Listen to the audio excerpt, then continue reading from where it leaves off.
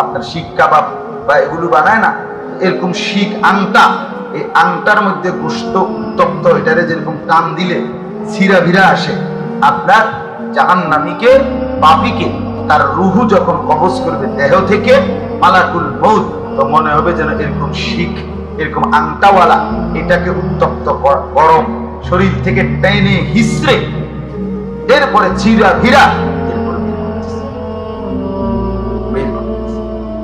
মৃত্যু। এক নম্বর কথা হলো মৌত, এটা চিরবাস্তব নাকি?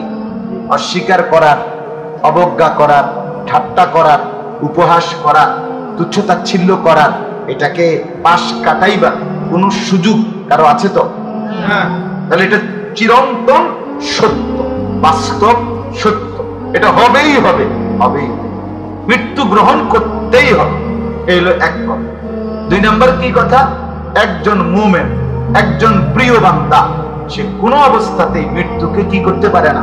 অপছন্দ করতে পারে না। মুমিনের জন্য মৃত্যু প্রিয়, মুমিনের জন্য মৃত্যু তোহফা।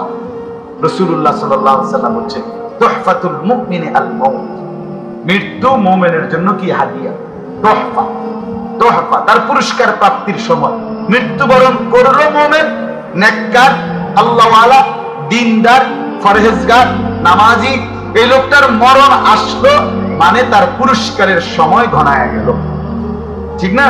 মরণে পরেই সে কবর থেকে কি শুরু হবে? তার পুরস্কার প্রাপ্তি শুরু হয়েছে।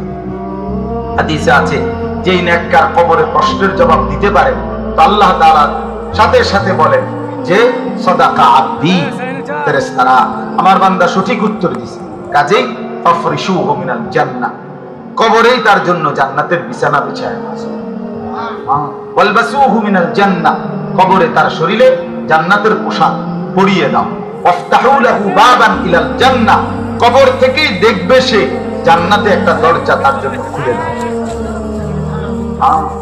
দরজা খুলে দাও, দরজা খুলে দাও। এর